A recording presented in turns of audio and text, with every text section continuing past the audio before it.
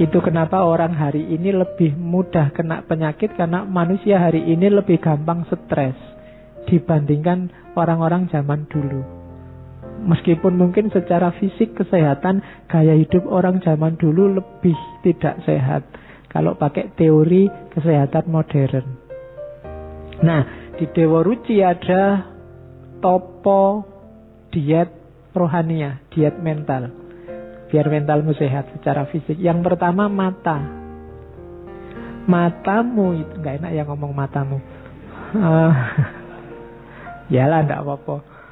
Mata Anda ya, akan sehat secara rohani. Rumusnya mengurangi tidur. Ini berat. Dan zakatnya tidak menginginkan kepunyaan orang lain, tidak tamak.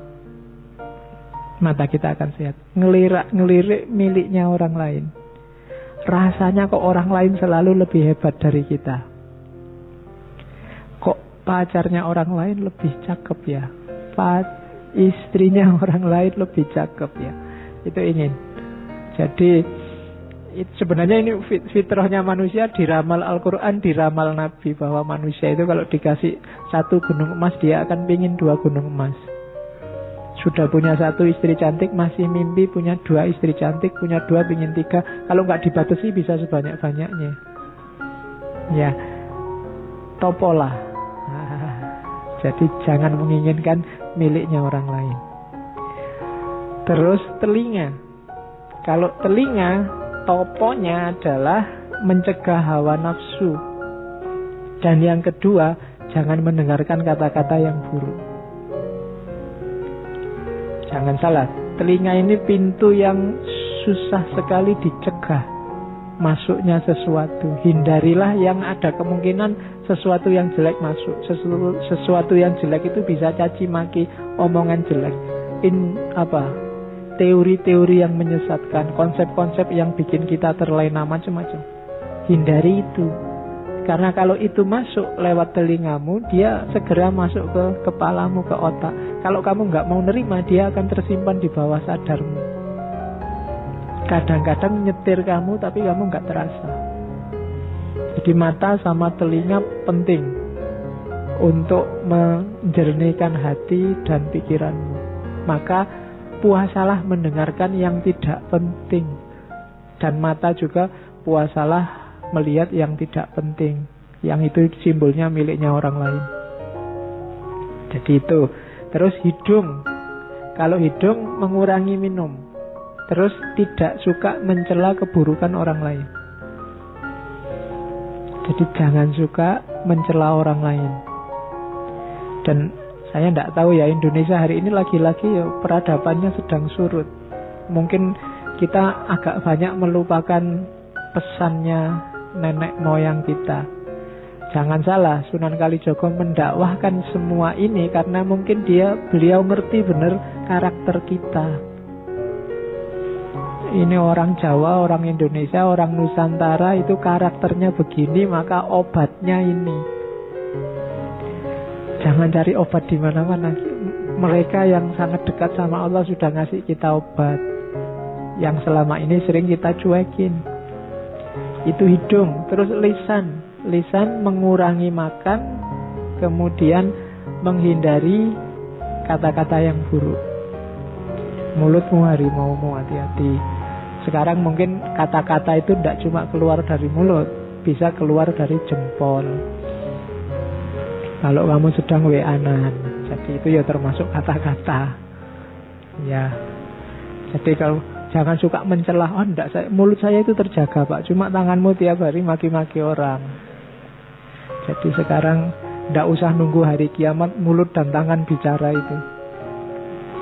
Ternyata sekarang tangan juga sudah bicara sendiri. Oke, terus aurat. Ya, ini ngerti ya aurat, bukan bakso aurat. Kalau bakso aurat kan itu. Auratmu itu toponya adalah menahan syahwat, zakatnya menghindari zina. Ini nggak usah tak jelaskan, di kepalamu gambarnya sudah banyak. Terus referensimu kan banyak. Ya, terus tangan itu toponya adalah tidak mencuri, tidak mengambil yang bukan haknya. Dan yang ketiga, zakatnya tidak suka menyakiti orang lain lewat perbuatan kita. Kaki, ya, tugasnya apa? Menghindari berbuat jahat. Hindarilah. Dan zakatnya apa? Introspeksi. Jangan-jangan yang dilakukan selama ini keliru. Lakukan topo ini, lakukan diet ini, maka kita akan sehat. Mata, telinga, hidung, lesan, aurat, tangan, dan kaki. Hidupmu akan tentram. Pakai rumus ini. Ini yang pesen bukan saya, tapi Sunan Kalijaga lewat suluk Dewa Ruci dan suluk linglungnya. Ini yang paling terkenal dari Sunan Kalijaga, namanya Kidung Rumeksa ing Wengi. Kalau zaman dulu orang Jawa disuruh dibaca kalau malam.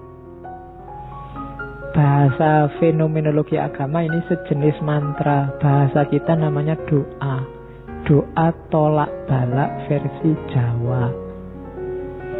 Kenapa sih kok Sunan Kalijaga ndak ngasih doa-doa yang bahasa Arab? Lagi-lagi hubungannya sama audiens. Audiennya orang Jawa.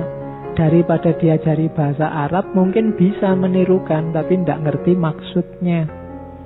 Sementara doa itu kan meminta sesuatu. Minta sesuatu ya harusnya kita paham yang diminta apa. Kan sering kita itu apal doa tapi ndak ngerti artine. Wong doa itu minta, kita ndak jelas minta apa. Kadang-kadang doa kita apalan, sambil berdoa sambil tangannya wil-wil, sambil apa, sambil ndak jelas. Loh itu Allah yang dimintai lah, ya bingung, kamu itu minta apa? Maka Sunan Kalijaga ngasih versi Jawanya, namanya Kidung Rumeksa ing Wengi. Agak panjang, cuma saya potong bagian awal sama bagian akhir. Silahkan dipelajari sendiri. Cuma yang tak kasih tanda-tanda kuning itu bagian-bagian akhir. Menurut saya unik. Nama-nama nabi dan sahabat yang disebut oleh Sunan Kalijaga dengan kualifikasinya masing-masing. Ini silahkan nanti, menurut saya kidung ini bisa kamu bikin tesis atau bahkan disertasi. Coba perhatikan itu ya, kita lihat sebentar. Otakku adalah sis, Nabi Sis. Bayangkan hubungannya apa Nabi Sis sama otak. Nabi Sis ini dikenal sebagai mbahnya tradisi yang oleh Syed Hussein Nasr disebut Saintia Sakra, manusia ilmu sakral. Sis dikenal sebagai manusia bijaksana yang pertama. Nabi Sis ini anaknya Nabi Adam yang keenam. Nabi Sis ini lahir sendirian. Nabi Adam itu anak pertama, kedua, ketiga, keempat, kelima itu kembar. Nabi Sis tok yang sendirian. Setelah itu yang ketujuh dan seterusnya kembar lagi. Itu Nabi Sis. Nanti di dalam Khazanah Jawa, Nabi Sis ini diceritakan beliaulah yang melahirkan orang-orang utama yang oleh tradisi kuno dikenal karena pinter, bapaknya pinter, anak-anaknya juga pinter, dikenal sebagai dewa-dewa. Itu Nabi Sis. Terus pangucapku ya Musa. Kalau ini masuk akal. Musa kan dikenal sebagai kalimullah, teman ngobrolnya Allah. Maka kata-kataku ini kayak Musa. Nafasku Nabi Isa. Ini masuk akal juga kan, Nabi Isa itu ruhullah. Tidak, Maryam melahirkan Isa tidak pakai suami, jadi langsung ruh Allah ditiupkan. Maka Nabi Isa dikenal sebagai ruhullah. Nabi Yakub pamiarsaning wang.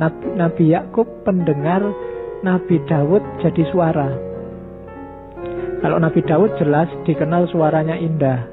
Kalau Nabi Yakub itu orang yang pada akhirnya nanti diceritakan buta tapi waskito.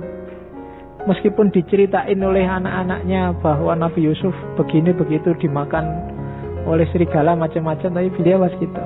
Andalannya pendengarannya karena selalu nyambung dengan Allah, selalu mendengarkan. Kalau bahasa Jawanya sasmito gaib. Nabi Ibrahim nyawaku. Ini hubungannya sama Nabi Ibrahim itu nyawanya kayak rangkap, sudah dibakar seperti itu tapi masih bisa hidup lagi, punya vitalitas hidup yang luar biasa, semangatnya mencari kebenaran luar biasa. Maka Nabi Ibrahim nyawaku. Nabi Sulaiman, bukan, tulisannya memang Sulaiman ya. Ya, jadi Sulaiman disebutnya Sulaiman. Itu yang bikin Ustadz Fahmi Basa yang dari Jakarta itu menganggap bahwa Sulaiman ini dari asal kata Sulaiman, dan Candi Boko itu istana Ratu Balkis yang singgasananya satu diambil oleh pengawalnya Nabi Musa, dan singgasana itu jatuh sekarang jadi Borobudur. Nabi Musa dikenal sakti, ngomong sama binatang, bisa menaklukkan angin dan macam-macam. Maka Nabi Sulaiman kesekten mami. Nabi Yusuf yang paling cakep. Nabi Yusuf rupeng wang, rupaku Nabi Yusuf. Bacalah mantra ini, siapa tahu kamu jadi ganteng. Ya, lo kan ada khasiatnya sendiri-sendiri itu setiap kalimat itu. Mantra itu kan semacam punya daya sugestif yang bisa mempengaruhi hidup kita. Makanya orang dulu sangat takut dengan ngomong jelek, karena ngomong jelek yang mempengaruhi hidupmu jadi jelek. Idris ing rambutku. Nabi Idris ada di rambut. Rambut itu fungsinya apa? Untuk melindungi kepala, melindungi otak, juga bikin kamu ganteng. Dan Idris memainkan fungsi itu, karena Idris dikenal sebagai teknisi, ilmuwan pertama, ilmu yang melindungi hidup kita. Itu Idris. Ali Abu Bakar Umar Utsman. Ali kulitnya, Abu Bakar darahnya, Umar dagingnya, Utsman tulangnya. Teladanilah dari 4 khalifah ini dengan karakternya masing-masing dalam hidupmu. Seraplah etos religius keberagamaan mereka. Ali di kulit, Abu Bakar di darah, Umar di daging, dan Utsman di tulang. Sumsumnya Fatimah, Siti Aminah Bayuning Angga. Ini semacam ngomong jasmaniah sama rohaniyah. Sumsum itu kan semacam pendukung hidup dayanya, itu mirip kayak Fatimah. Dan jasmaniah, Ibunda Aminah itu jasmaniyahnya lah yang mendukung rohani. Beliaulah yang jadi pelantaran lahirnya Nabi Muhammad. Maka Ayub jadi ususnya. Nabi Ayub itu ususnya dawa kalau bahasa Jawanya. Tangguh sekali. Dapat cobaan seberat itu masih bisa ngatasi. Maka Ayub ing ususku, Nabi Nuh ing jantungku. Nabi yang 900 tahun lebih dakwah dan tidak putus asa, sampai dikenain bencana banjir luar biasa, punya daya hidup yang luar biasa. Maka Nabi Nuh ada di jantungku. Nabi Yunus adalah ototku. Nabi Yunus punya kekuatan yang dahsyat untuk bertahan di dalam perutnya ikan. Itu maka Nabi Yunus dianggap manifestasi kekuatan jasmaniah ototnya.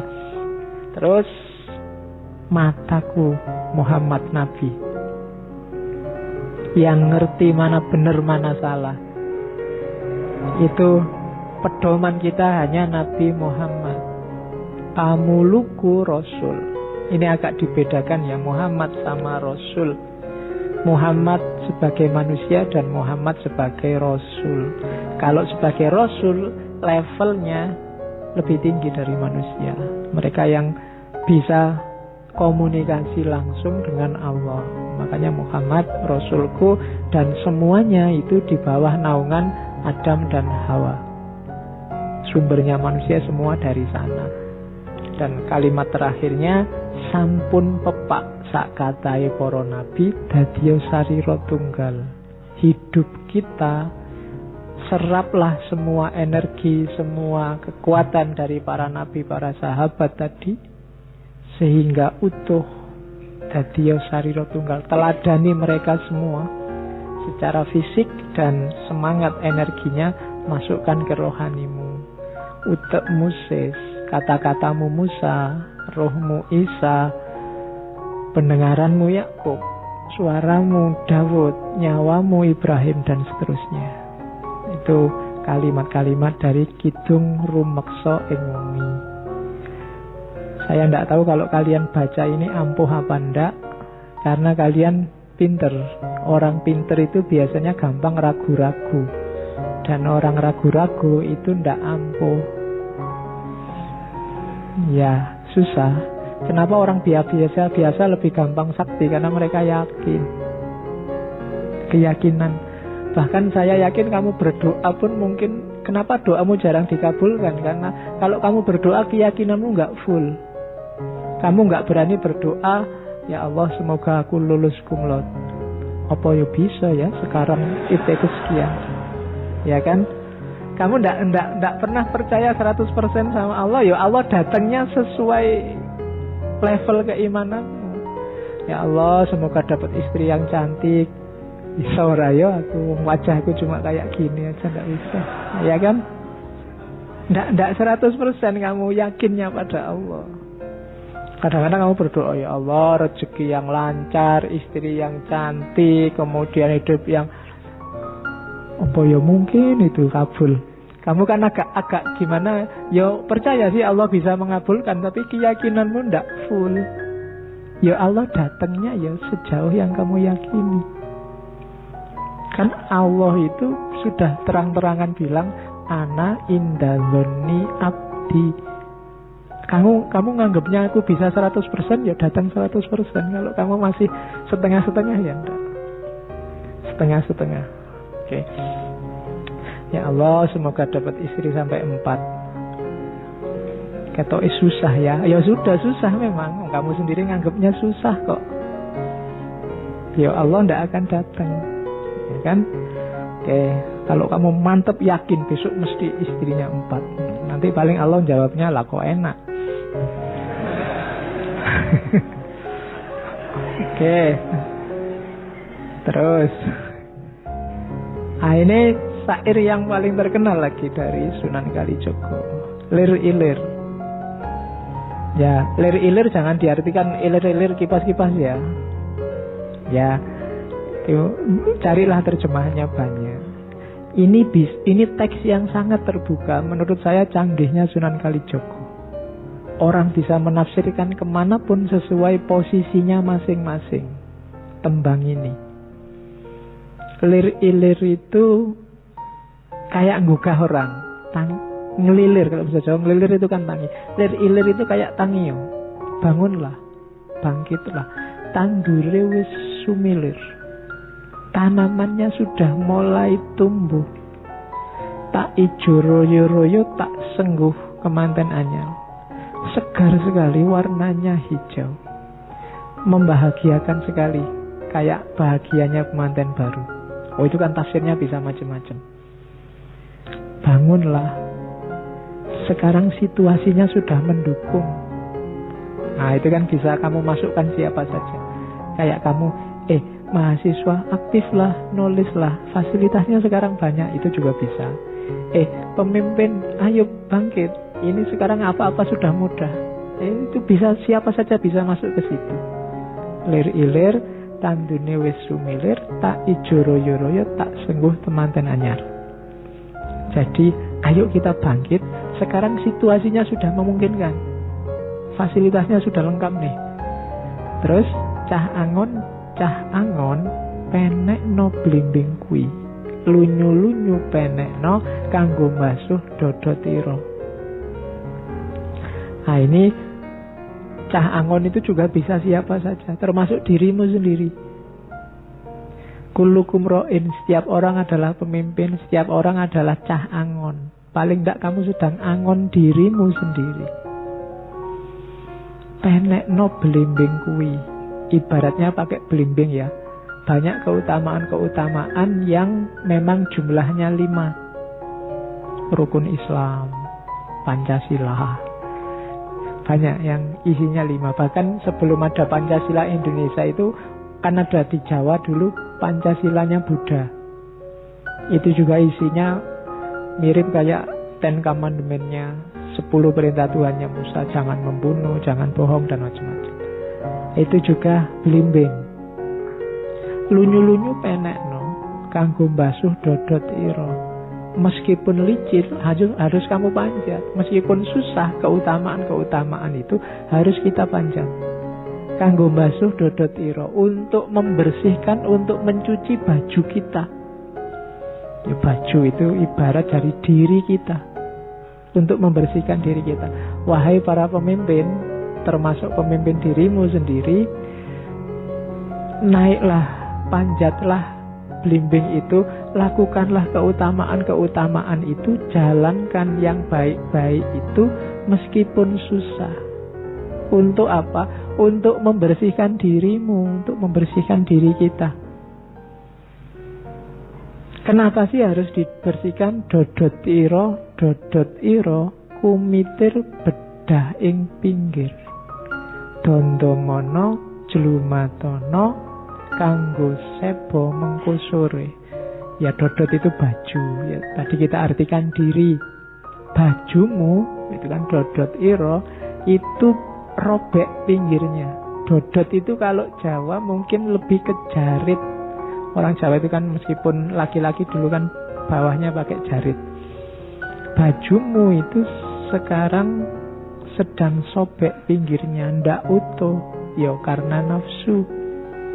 Maka jahitlah, rawatlah biar bagus. Untuk apa? Untuk sebo mengkusure. Sebo itu menghadap.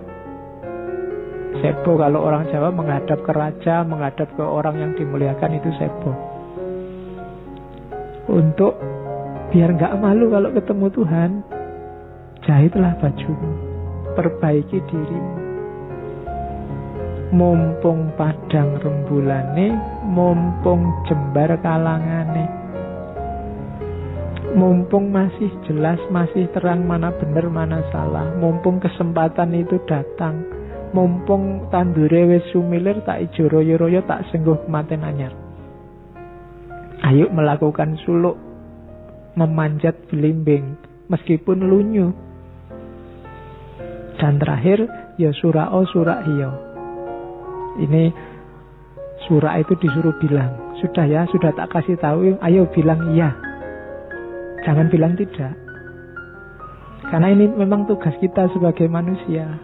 Surah, oh surah, iya, kalau ada perintah yang baik, iya kan, jangan ditidakkan, jangan didiskusikan kelamaan, gak jalan-jalan. Ayo diiyakan aja terus dijalani. Yo surah, oh surah, iya. Ini teks yang terbuka, bisa masuk kemana-mana dan pada siapa saja. Itu ilir. Ini nasihat Sunan Kalijogo pada Sunan Tembayat. Sunan Tembayat itu mantan Bupati Semarang zaman itu. Saya ambil karena terkenal juga, sering disebut orang. Jadi urip iku nang dunyo tan lami. Umpamane jebeng menyang pasar, jebeng itu engkau, sekiranya engkau ke pasar, tan langgeng ning pasar bae. Tan wurung nuli mantuk, mring wismane sangkane uni. Jadi hidup di dunia ini tidak selamanya. Hidup di dunia ini kayak kita pergi ke pasar. Ya seneng sih, di pasar itu ada macam-macam yang kita butuhkan ada. Tapi tan langgeng ning pasar bae, kita tidak akan selamanya ada di pasar. Emangnya ngapain kita di pasar terus? Wong pasar itu ada masanya, pasti akan pulang. Pulangnya kemana? Mring wiswane sangkaning uning, ke rumahnya asalnya dulu. Jadi hidup di dunia ini kayak orang ke pasar. Ibu pergi ke pasar, nah itu kan pasti pulang, kecuali ibunya jalan-jalan dulu. Tapi lama-lama juga pasti pulang, ya kecuali minggat. Itu kan wong ngeyel, kamu kan selalu begitu. Oke, jadi pasti kembali ke rumah. Kita pasti akan kembali ke asal. Itu nanti ajarannya kan namanya sangkan paraning dumadi. Kita asalnya dari mana akan kembali ke situ. Dan Al-Quran menyebutnya tegas, asalnya dari Allah, kembali ke Allah. Inna lillahi wa inna ilaihi roji'un. Makanya kalimat selanjutnya, jangan meragukan asal usulmu. Nanti semua orang akan tahu kalau asalnya dari rumah yang dulu. Kamu gak usah ragu-ragu. Kalau sudah dibilangi ilaihi roji'un, pasti nanti kembali ke Allah kok. Sebelum keliru, yakini sekarang daripada terlambat. Semua kita akan kembali ke rumah yang dulu. Jangan sampai tersesat. Apalagi jika tersesat dalam hidup sesudah mati. Kenapa? Sia-sia jika hidup harus tersesat tanpa jiwa, pergi kemana-mana seperti mega terbawa angin. Oh, kalau bahasa Jawa bukan mega ya, mego. Kalau mega, bayanganmu Megawati nanti. Seperti mega terbawa angin, orang bayangke ya Bu, mega terbawa angin. Akhirnya jadi hujan. Jadi hidup kita ini jangan ngawur. Kalau ngawur nanti sia-sia. Kadang-kadang mungkin kita terbang naik ke atas, kita jaya, kita sukses luar biasa, akhirnya jadi hujan, akan kembali lagi. Jadi ingat, apapun peristiwanya tetap ilaihi roji'un. Dan jiwa tidak akan mati, tidak finish setelah kita mati. Karena jiwa tidak akan mati, kekal abadi dunia akhirat. Jadi awas keliru, jangan tersesat oleh kejayaan, oleh kesuksesan. Setinggi apapun kamu naik, akan kembali lagi. Ibaratnya air menguap jadi mendung, akhirnya hujan, ya kembali lagi ke laut. Apapun yang terjadi, entah kapan, mungkin masih lewat sungai-sungai kecil dulu, lewat got-got dulu, akhirnya tetap nanti ke laut. Jadi hidup di dunia itu tidak lama. Jangan sampai sesat. Ingat-ingatlah rumah asalmu, biar kamu bisa pulang. Kalau kamu nggak bisa pulang, kamu bingung nyari rumah, ya kamu pusing sendiri, tersesat, nanti lama pulangnya. Nah, itu nasihat.